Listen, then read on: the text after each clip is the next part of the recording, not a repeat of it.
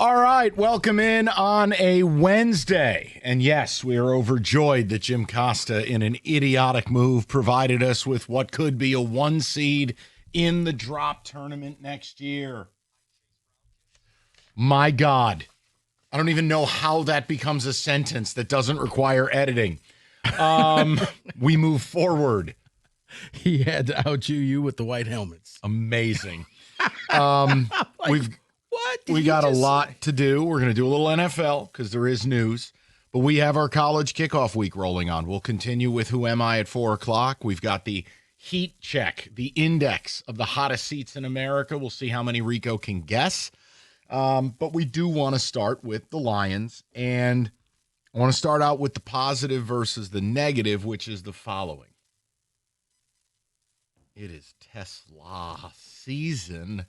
My clairvoyance once again reigns supreme. I told you 2 weeks ago Tim Patrick would be unemployed, and, well, he's not unemployed. If you don't play for the Lions. He changed address. Yeah, you went to Jacksonville. You're unemployed. So listen, I know he's a favorite of yours, and I know it's emotional. Yeah, me and Birchie were holding a candlelight vigil. So. But here's my point. On a serious note, this is the conversation to have with our listeners, man. I'm the king of telling you I don't value preseason. But when a team makes a move like this, I think it's pretty clear all the things that the fans don't see. Forget about the meaningless touchdowns against guys that are working at Dollar Tree in another week. But TeSlaa is doing everything right. It's TeSlaa season. My question is, are you ready to buy this stock at an all-time high? Or do you want to take this as the moment to sell? Because here's what's going to happen. I see what you're doing. Everyone, and I know you've got an angle on this too, but I wanted to surprise you with this. Okay. Think about this. Everyone today is going to take this, that now TeSlaa is going to have this breakout stardom year. Mm-hmm. But if you buy the stock today and he simply gives you what Tim Patrick gave you last year, you will incur losses. Gotcha. 33 catches, about 350 yards, 3 touchdowns. The flip side would be, no, guys, I don't care the stock's at an all-time high. Give me more TeSlaa, because he's going to come in and he's going to take targets from a J-Mo or a Laporta or the back. He'll never get targets from Amon-Ra. So basically, TeSlaa could be buying Jahmyr Gibbs stock, where, you know what? He's splitting carries, but now the stock has grown exponentially. Yep. I see what you did. I just for fun, because I think your question is different. But I want to just get a sense from the people, how in are they on this TeSlaa movement? You know what? I'm going to acquiesce to the senator from New York. Yes. We can move my question to another day. No. I like this. Okay, so would you? No. Because I just thought you were ignoring me all morning long. No. I was doing podcasts. Hey, what do you think about this? Just typing away. But you were cooking this. Well, and I had to come up with an extra who am I, because I realized the first person I was using was dead. That's kind of an issue. Nope, you're not 54. You died at 27. Yep, that's out. Okay. So, but listen. Who was it? Corey Stringer. Because it was in the Rico division. Mid-90s Big Ten superstars. And I'm like, ooh, this is a good one. Oh, damn. No, he's not 55. I forgot. He died at training camp. Could have been your final clue. Yeah, I guess you don't want to use that clue, huh? I died at training camp. I died at training camp. Yeah, you don't want to do that. Yeah, just like you shouldn't say this. So, listen. Stay away from the Hatchet family. Cookie's currently doing circles around David's house. Right. All right. Like the Hamburglar. But I do like this, because right now, you're right. His stock is at an all-time high. I think most fans hear 2 words when they think of TeSlaa, and that's Puka Nacua, that you have your guy. As a matter of fact, when you're hearing Brad Holmes saying he regrets not drafting him and how this is his favorite guy, how he used and mortgaged 3 picks to bring this kid in, and you saw that he was being targeted all preseason, his stock can't get any higher than where it is right now. Or can it? Well, here's what you have to judge. 248-539-9797. In order to justify his current stock price, here's what he has to be better than. 33 catches, 394 yards, 3 touchdowns. And if you want to use it as a metric, he has to beat a paltry 11 yards per reception. So I'll start the proceedings. It's at an all-time high. But see, I don't think that should be the benchmark, though. Well, hold on. To justify getting rid of Tim Patrick and buying the stock, you have to replace dollar for dollar Tim Patrick. If you don't think he can better those numbers, not match him. No. If he can't better them, you can't buy the TeSlaa stock. Right, because if he just matches those numbers, I think everybody's going to be disappointed because people are expecting an all-pro. You're expecting better. Okay. So if you buy the stock, now you don't have to buy. My point is, if you say, listen, the hype's gone too far, I know they got rid of Tim Patrick, but still have Gibbs, still have Laporta, still have a J-Mo coming off a 1,000-yard season, and Amon-Ra, who's going to get, barring him getting hurt, 150 targets. You're not wrong. I love how everything in this town has turned stupid, where it's like, if you have a conversation about sports, you're either a homer or a hater. It's like, no, it's data. We're talking sports. No one hates the Lions or hates TeSlaa. But guess what?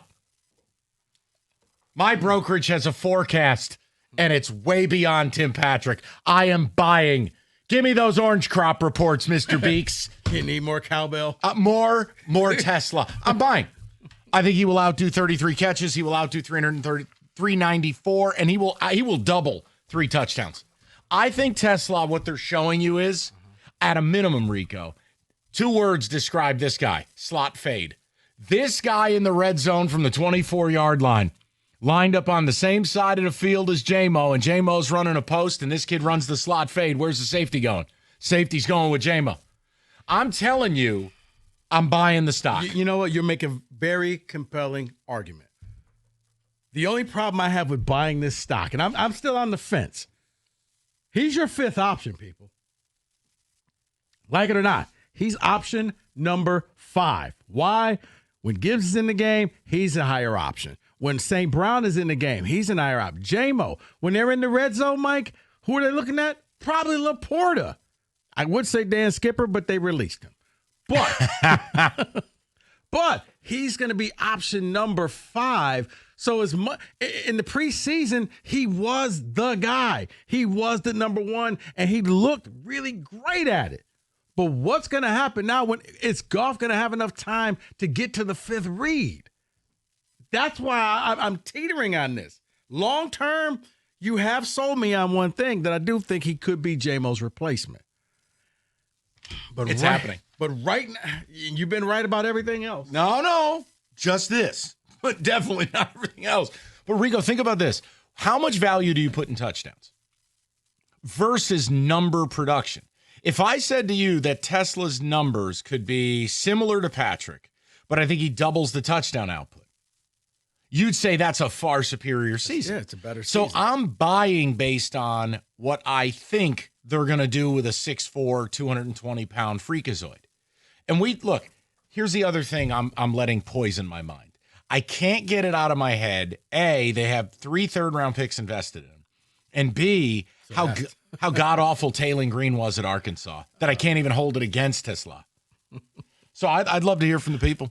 Guys, he's a 3rd-round pick, plus. Tim Patrick's gone. It's TeSlaa season. Are you buying the stock at an all-time hype high? Or is it time to sell? And that means I'm happy he's here. I think he'll do some things, but this has gotten out of control. I have to take my profits off the table. That's the way I wanted to play it a little bit. No, I like that. And it's funny you talk about Green. I was having this conversation today.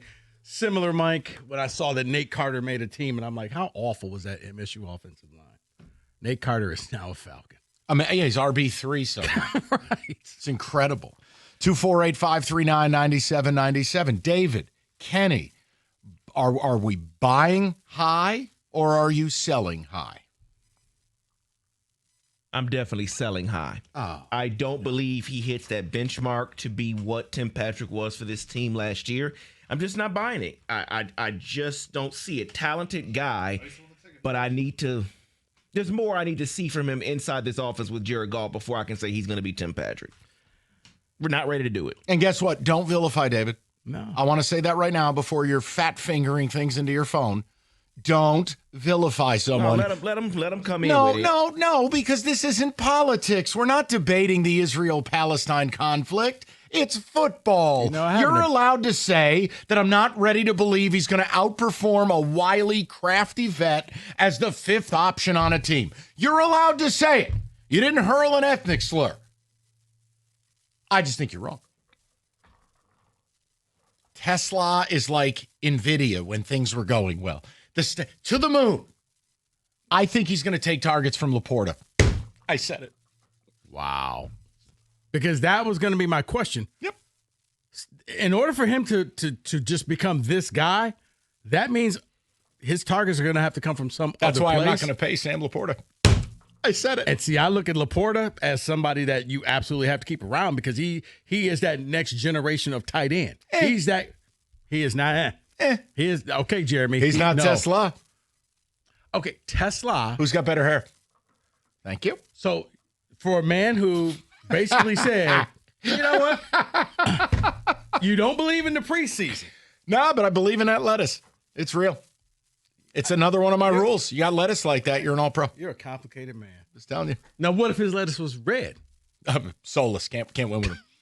Can't do it. See, Mike is saying that TeSlaa stock is like Netflix when you can rent DVDs from them and then they just shot up. That's right. That's what he expects from TeSlaa. He's the blockbuster killer. That's right. No late fees on this. So if that's the case, though, who becomes blockbuster? Laporta. By the way, David had the nerve back here to ask me, hey, do you remember when Netflix was a mail-in service? I'm like, I'm not 7 years old. I don't know. But you act like it. All right. You know, as a rake, I just put in front of myself. As a married man. As a married man. I do not do that. I'll leave that to Costa. Man, there's a joke in here, but Kenny's in a good mood, and I'm not going to say it. Let's just move along. TeSlaa, Tim Patrick. And now, do you want to sell the stock? Selling it means, hey, he's here, and he'll be fine enough. But there is no breakout coming. This train must stop. Or are you like me where you go, you know what? I'm just crazy enough to think about the draft capital that's into him, the style of player he is, and him posting up on nickel corners in the slot, in the red zone, and I'm going, this guy's going to score 5-6 TDs this year. I got an answer for you. I like it. Take your time with this. We're here till 6. Okay. And the who am I today? I got a couple of bangers. Oh, okay.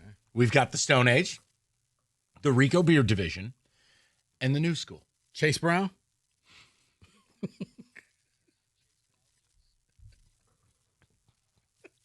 How the hell did he utter? I don't even want to know. I was sitting there like, what am I listening to? I'm like, there's the number one right there. It's personal growth. I have a joke, but I'm just not going to say it. 248-539-9797. We are going to get with you guys next.